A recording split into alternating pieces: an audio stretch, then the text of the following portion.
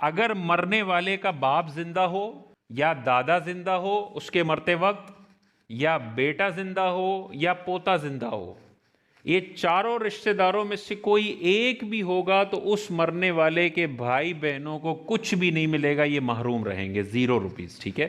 دوسری صورت ہے یہ والے رشتہ دار نہ ہوں اور میت کی صرف ایک بہن ہو اور اس کے ساتھ بھائی نہ ہو، ایک بہن ہو بھائی نہ ہو، تو پھر میت کی جائیداد کا آدھا حصہ بہن کو دینا ہوگا، نصف.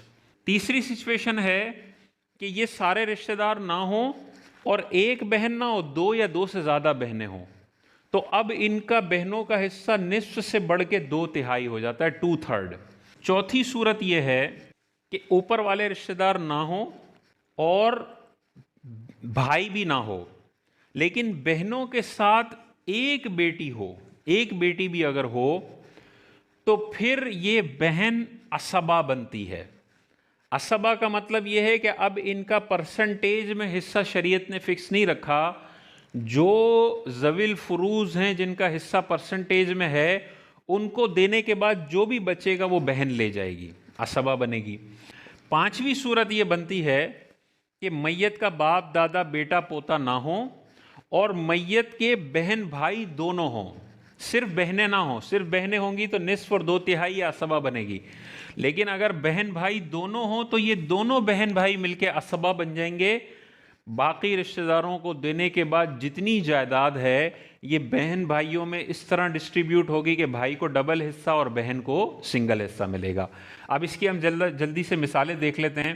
پہلے کی مثال، میت ہے جس کا انتقال ہوا، اس کا بیٹا موجود ہے یا باپ موجود ہے زندہ ہے، اور اس کا ایک بھائی اور ایک بہن ہے، تو اس کو بھی کچھ بھی نہیں ملے گا، اس کو بھی کچھ بھی نہیں ملے گا، کیونکہ جب میت کا بیٹا زندہ ہو، میت کا باپ زندہ ہو تو بھائی بہنوں کو کچھ بھی نہیں ملتا. دوسری صورت دیکھیں، میت ہے، یہ والے رشتہ دار نہیں ہیں میت کے، یعنی باپ بھی نہیں ہے، دادا بھی نہیں ہے، بیٹا بھی نہیں ہے، پوتا بھی نہیں ہے، اور میت کی ایک بہن ہے. تو ہم نے حصہ پڑھ لیا، جب ایک بہن ہو تو اس کو دے دینا ہے آدھی جائیداد، 1/2. اور بیوی کا قرآن میں حصہ موجود ہے کہ اگر میت کی کوئی اولاد نہ ہو تو بیوی کو دینا ہے 1/4. تو 1 کروڑ میں سے 50 لاکھ روپے بہن کو چلے گئے اور 25 لاکھ روپے بیوی کو چلے گئے، اور باقی چچا بچا. اگر یہاں پہ باپ ہوتا تو بہن کو 0 ملتا، لیکن ہم تو یہ دوسری والی صورت